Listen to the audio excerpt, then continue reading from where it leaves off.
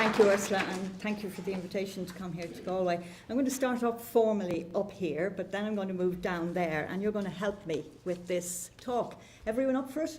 We need to do something after lunch, so that's the way we're going to do it. So first of all, here is an introduction. I have very few slides, but there is a degree of things in the paper. But just by way of an introduction, I'm just going to ask you, all of you here professionals, I'm a lawyer, I'm also a mediator, but just take me as a lawyer, take those of you who are social workers, those of you who are doctors or whatever. And I'm addressing myself as a lawyer, is a knowledge of the law enough? Just law. Is that enough anymore, do you think? No. Why? Because life has so many quirks and changes to it that it's better to look at the outside of the box and not always on the inside. And people are all more educated. There was a day when you went to your solicitor or your doctor or your priest or whatever, and what they said, you did. Not anymore. People are making up their own minds about things. And there is a very, very old adage, which is even more true than ever now, and that the customer is always right. And that is evidenced by the amount of complaints against professionals, not in relation to the law or the medicine or whatever, but in relation to how they are dealt with by the professional. And if you think of yourself going in, whether it's to a bank, a shop, a lawyer, a doctor or whatever, what do you remember about that? If you came home and somebody said to you, well, how did you get on? Are you going to say, well, they told me the law in relation to this, or they did that? They'll say, you would inclined to say, they were very nice. They listened to me. I got on well with them. Or, horrible. Not going near them again. Treated me like I was ignorant. Treated me with no respect whatsoever. I don't care how good a lawyer or a doctor they are. I didn't like them. I wasn't treated well. And they're the sort of complaints that are going to our professional institutions. Now, I don't know about you, but in law, our insurers are taking an interest in the complaint system against our professionals. And what has it resulted in? Has it resulted in the professional institutions provided training on communication skills? No. For solicitors, it's a whole pile of paperwork. Box ticking. You have to do this, have you ticked that, have you ticked that? And even I was interested in what Mervyn said this morning about HICWA. They're understaffed, so what do they go in? They sit in the office and they tick boxes on what's there about paper. Is it all about paperwork then? Is that what the customer is always right requires? I don't think so. And I have to say that I have been a lawyer practicing solicitor for upwards of 30 years. And never within that time was it ever suggested to me that I might benefit from learning communication skills. It was only when I trained as a mediator some 7 years ago that I thought, oh my God, there is a way of dealing with difficult clients. Or there is a way of helping people get their story out to me. And that's why this topic is in this seminar. And in fact, it's been mentioned by several people already today that the House of Lords in the review of the Mental Capacity Bill in the UK didn't criticise the law, they criticised the application of it. And this new law is going to be absolutely useless unless we, the professionals, know how to use it properly. And know how to use it properly means good communication skills. If we now have to enhance the capacity of people, if we now have to empower people, do you know how to do that? Do you know what you have to do that? Well, we're going to find out now, because we're going to do a little bit of an experiment. And we are the interveners in the act, right? So I know I have this thing about people talk about the right of the person and dealing with the person, and I switch it over, and maybe it's my mediation training, because the role of the mediator their role is to enhance, to facilitate the people talking to one another. So it's the mediator's duty to get the people talking to them and to one another. So it is our duty as the intervener to enhance the capacity of the person. It's not their fault that it's difficult for them to communicate or to relay their wishes. It's our problem that we can't do it properly or facilitate it properly. So, do you want to try? Yes. Do you want to do an experiment? And to do it, I'm moving out here. Well, maybe I'll tell you the rules first, here while I have the microphone. I am going to change personality. I am going to be Claire, okay? And you are going to interview Claire. All of you collectively versus me, Claire. And I am going to react to you in role. Now, mediation training is all about role play, so I've been doing this for years, and I will stay in role until I tell you I am no longer Claire. And I will respond to your questions as Claire. And this, you have to find out what my story is. So the background briefly is that you can be a solicitor, you can be anything really, any profession, but you've come back to your office after lunch and there's a lady, you're told, sitting in reception to meet you.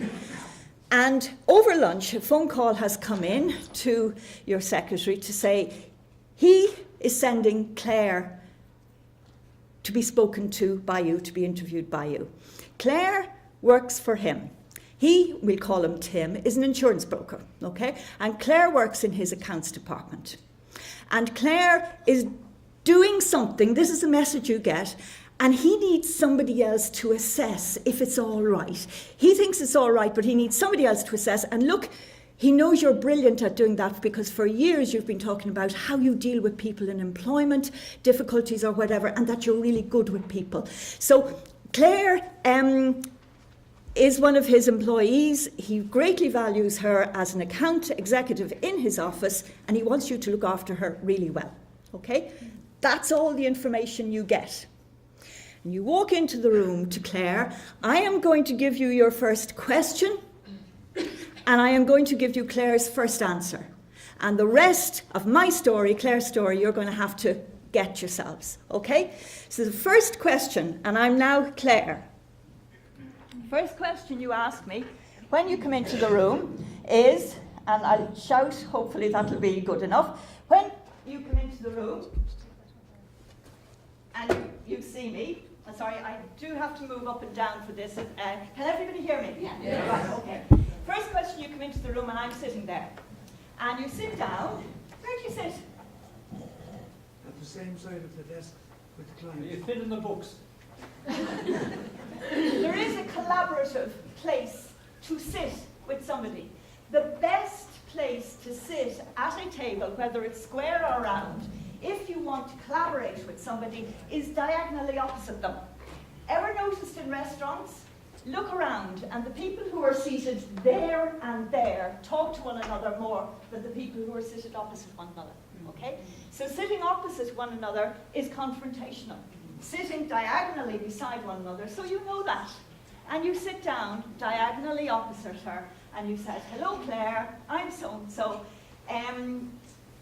What is it you want to do? I got the message from Tim that you want to do something, and I'm to talk to you about that. What is it you want to do? And I'm going to give you the answer to that question, and all of the other questions are coming from you. And my answer is, I want to dig. Dig. Dig.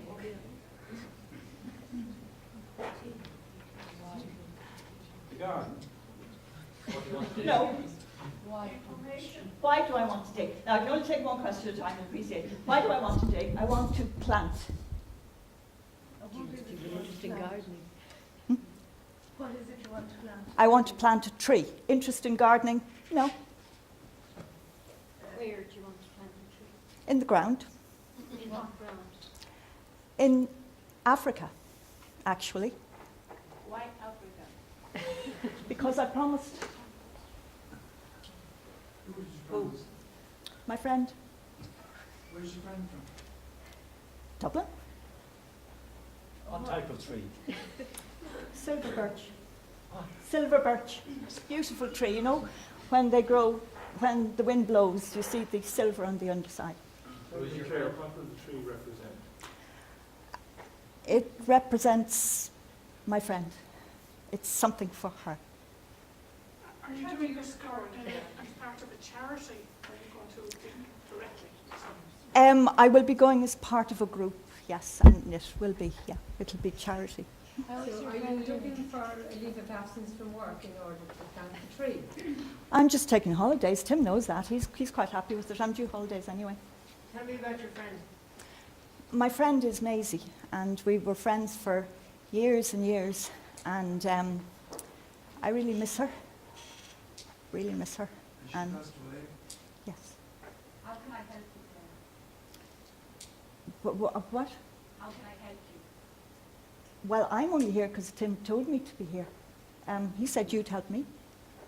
How are you funding the trip? I'm paying for myself.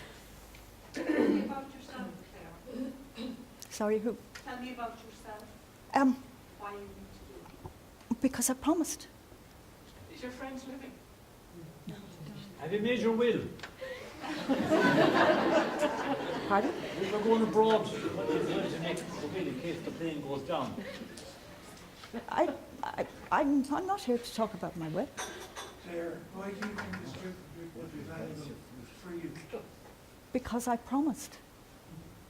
To whom did you make It's the not an promise? answer, Claire. Well, I'm sorry, it's all you're getting. To whom did you make the promise? I made it to Maisie, my friend. Before she died. Yes. Are you coming back?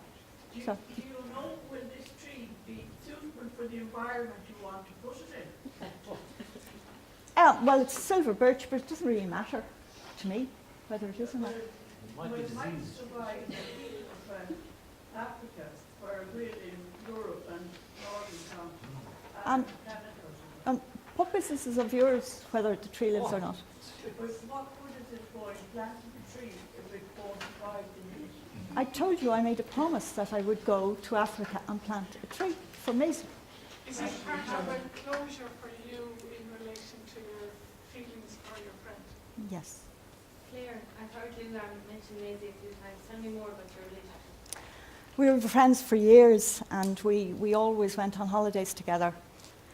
And our last holiday was across Russia. We went on the train, and we saw these silver birch trees. And while we were on that holiday, we always planned our next one, and our next one was to Africa. We're climbing Kilimanjaro. And then when we got back, she had pain, and she went to the doctor, and it's cancer. And she died within a few months ago. Would you see it as part of the grieving process? I think yes, because I think she deliberately asked me to do that. So, because we had planned to go there, and we love the silver birches tree, so it means a lot to me. Yes. Did you see it as a fulfillment of sorts? Yes. Are you trying to find out if you need some sort of planning permission because it might be a public park or something? You know, where you want to put the tree? No. Where are you going? What part of Africa? Where are you going to actually plant the tree? 2/3 of the way up Kilimanjaro. Claire, sorry, if you were unable to fulfill this need, where would that leave you? I'll still miss her, but at least I'll have fulfilled my promise. And if you can't fulfill it yourself personally, is there anything we could do to facilitate in filling your need to actually plant trees? Well, Tim told me I had to come here to talk to you and tell you about what I was doing so that you could tell him, yeah, that was fine by you. So you talk to Tim about that. Okay, and would that be okay? if I Yeah. spoke to them? And try to help you to connect with people who can actually facilitate your need to plant this tree as it seems to be. Well, I can do it myself. It's all planned out. Don't need You anyone have to help me. everything planned out? Yeah. You said you'd like to tell Tim. What would I like to tell Tim? Yeah. I'm not going to tell Tim anything. I'm just going to go back. In fact, I should be back shortly because I have to go and do my work.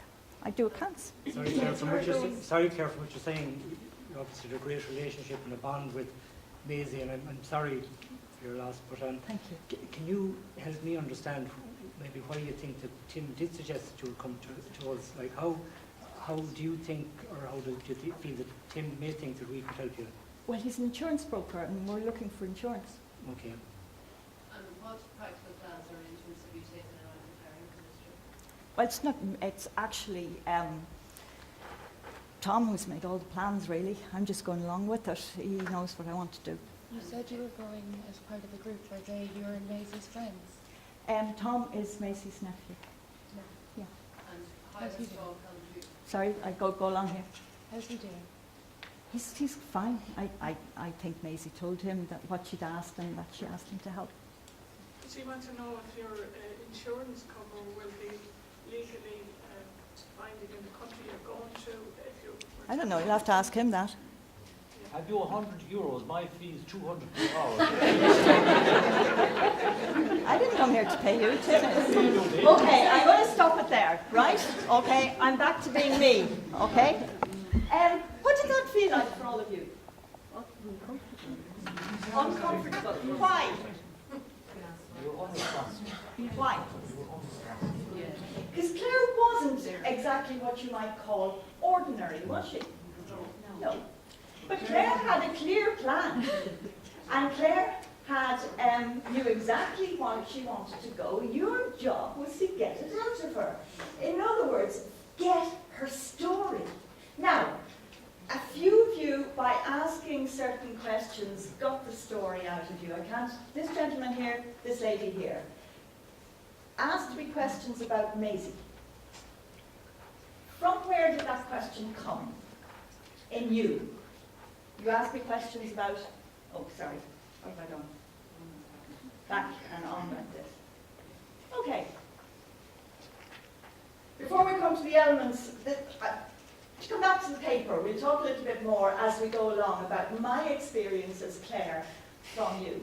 Some of you, and I could see your training, in your tone and your body language, leant forward, asked me the question, were nice to me.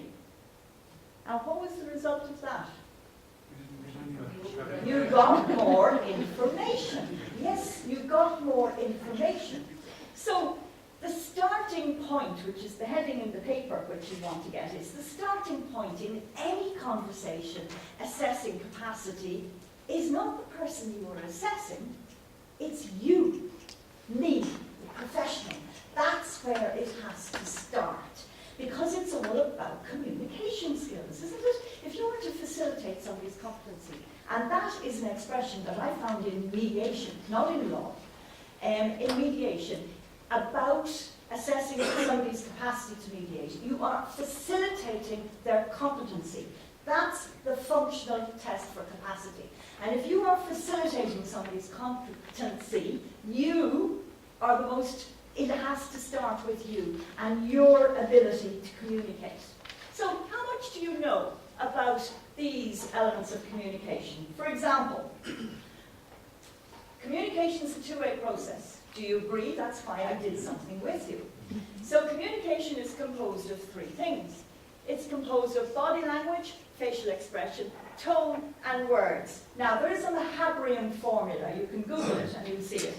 But those of you who don't know this already, have a stab. How much do the words contribute to the meaning? 30%. 30? Any advance on 30, above or below 30? 25. 20? Way off. 5. 7%. 7%, which for me as a lawyer and you as lawyers is devastating because our currency is words, right? It's words. 7% are worth the value of the words. How much do you think is communicated by the body language and facial expression? 55%. Now, think of yourself doing an interview.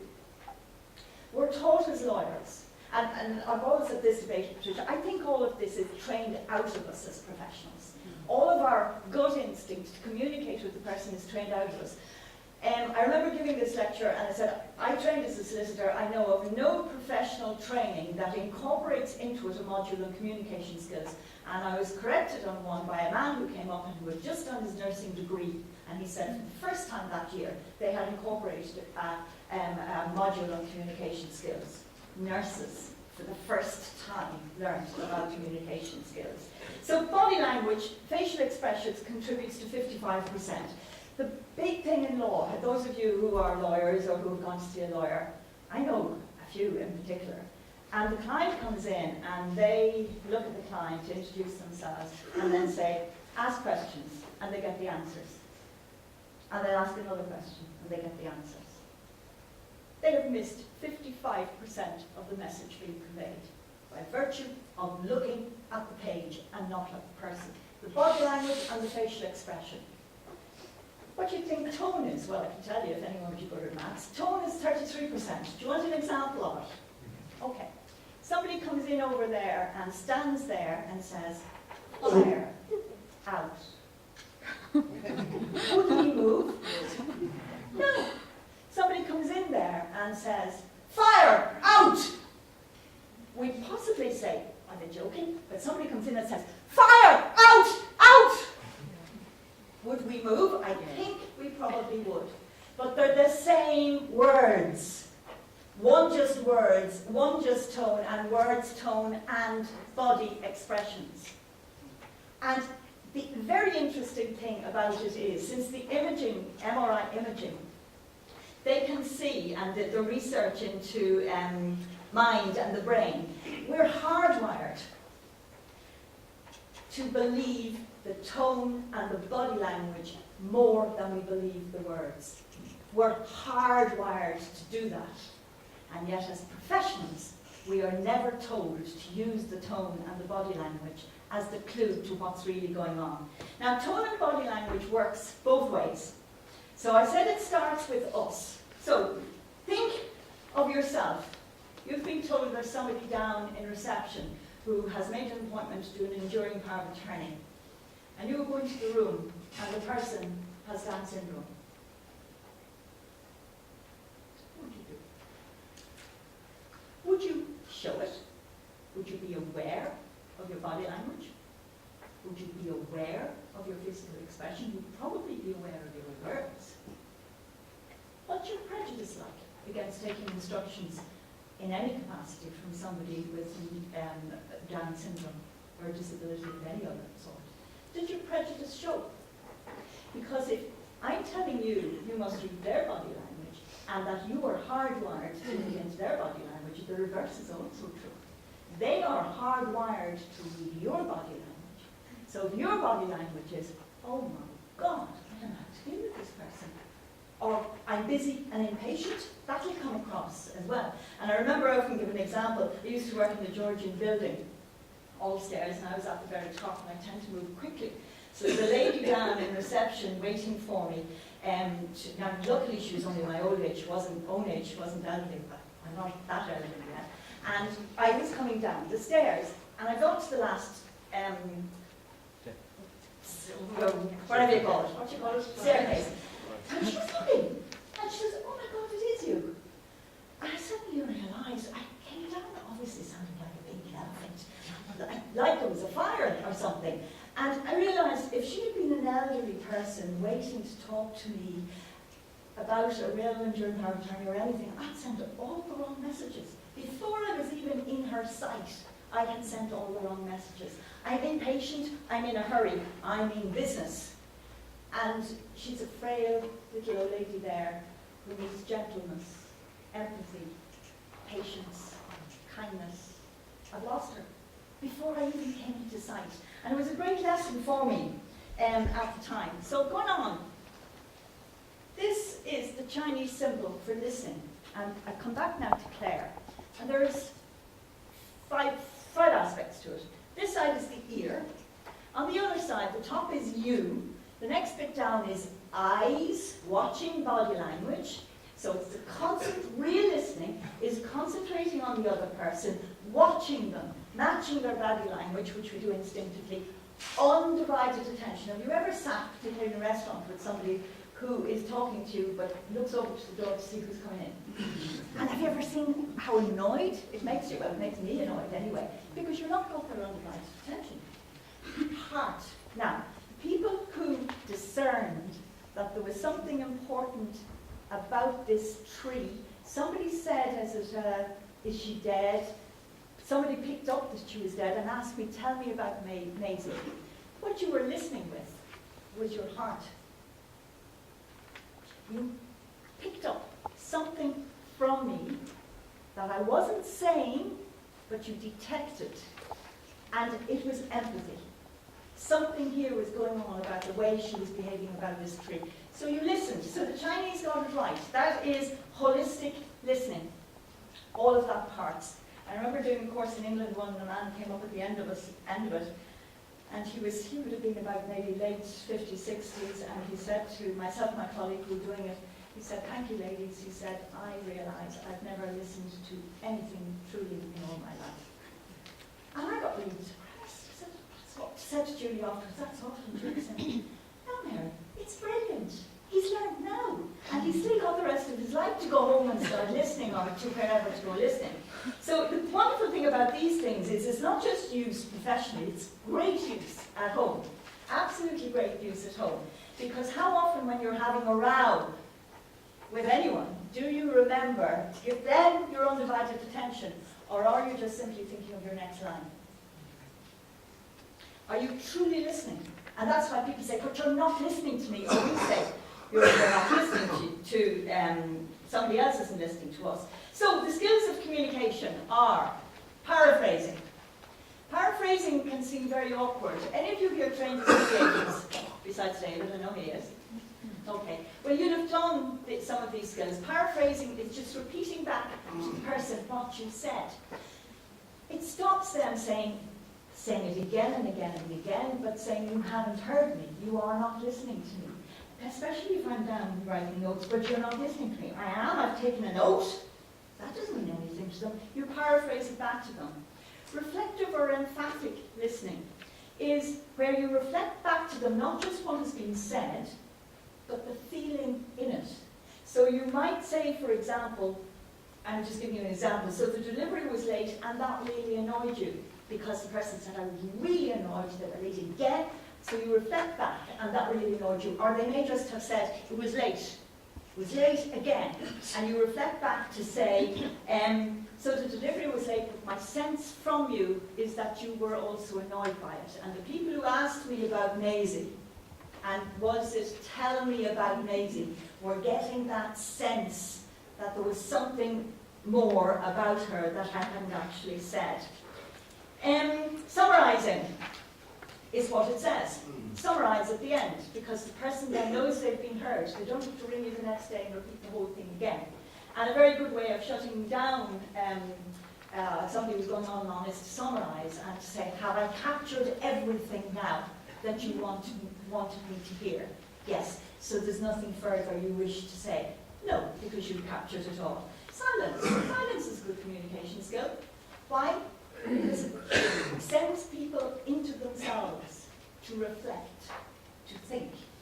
And that is, if you're assessing somebody's capacity, do they want to go home, do they not want to go there, you need to get them to think. And if you think back to the capacity bill, they need to be given the information, they need to retain it, and they need to weigh it up or use it in decision making. And people, particularly vulnerable people, need time. They need silence. Lawyers aren't great at providing silence. It is a key. We can miss a lot in not waiting and giving silence. And then there are the questioning skills. Are you all familiar with the different types of questions? Open questions. How would I have started with Maisie? Sorry, with Claire. Well, if I had come into the room with Claire and sat down beside her, I'd have been open and honest with her. And I'd have said, "Claire, I got a phone call from Tim. Deal regularly with Tim. He tells me, I hear you work in his accounts department, and I hear you're a very valued employee of Tim's. So I'm delighted to meet you." Now, the rest of the message was a bit garbled. Tim just said to me, he'd like me to talk to you about what you wanted to do. I know you've a definite plan. He said that. So tell me all about it. Now, a lot of professionals are afraid of saying that. Why? Because it opens the floodgates you can't stop them. And they go on. But think of it. Think of it. Do you like to tell a story? Do you like to get all of the information out there in your own time? Personally, I hate being interrupted in the middle of telling my story.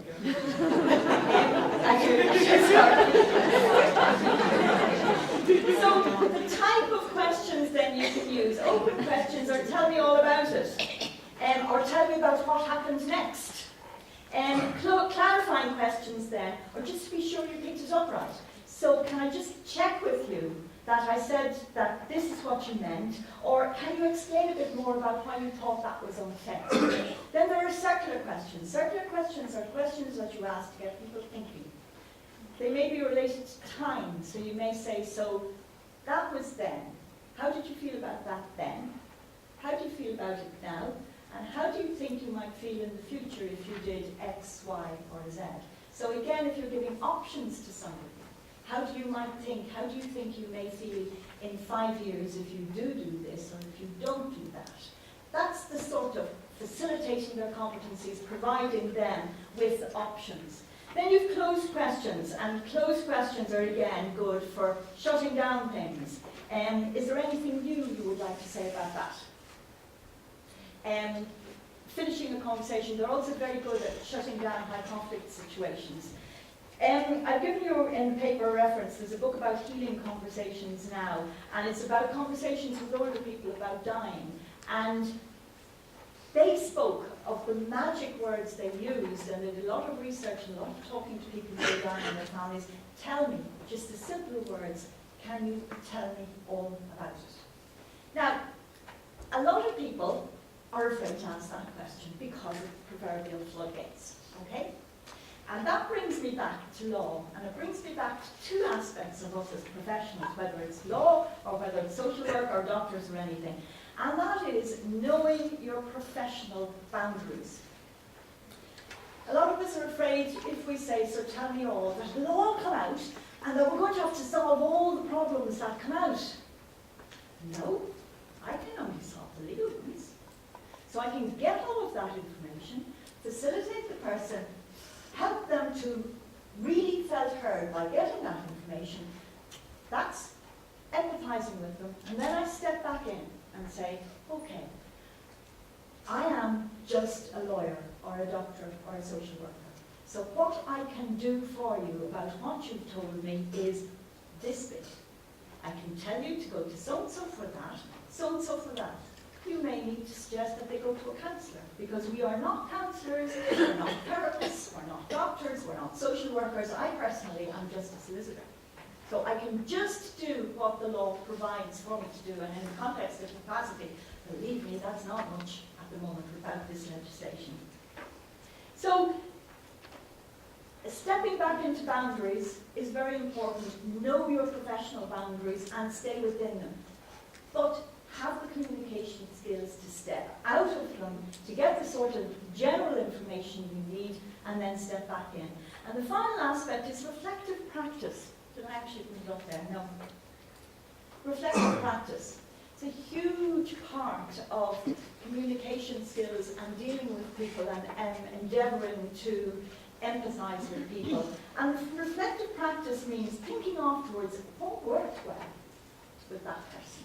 So I'm telling you, in my role as Claire, and believe me, you are bad. I've done this with other groups, and some of them just don't go anywhere. At least you got out of Africa. I got to Africa with you.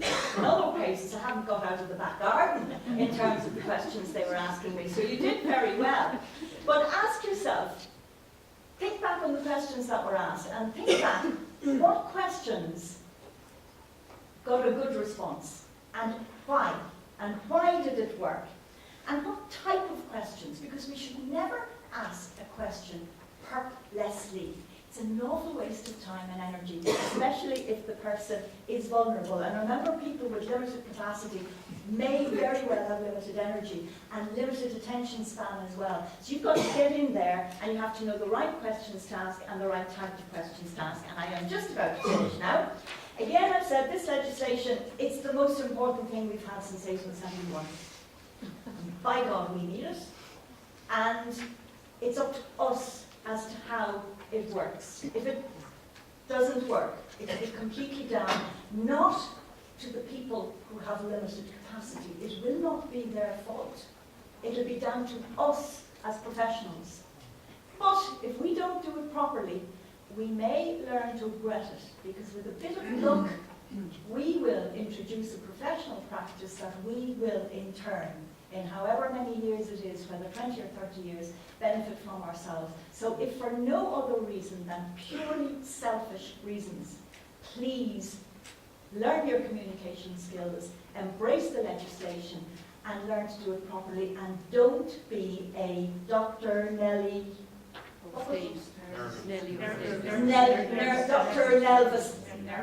Nervous Nelly. Do it properly, learn how to do it properly, and plan ahead, and let people plan ahead as well. So thank you, I am only about 2 minutes over.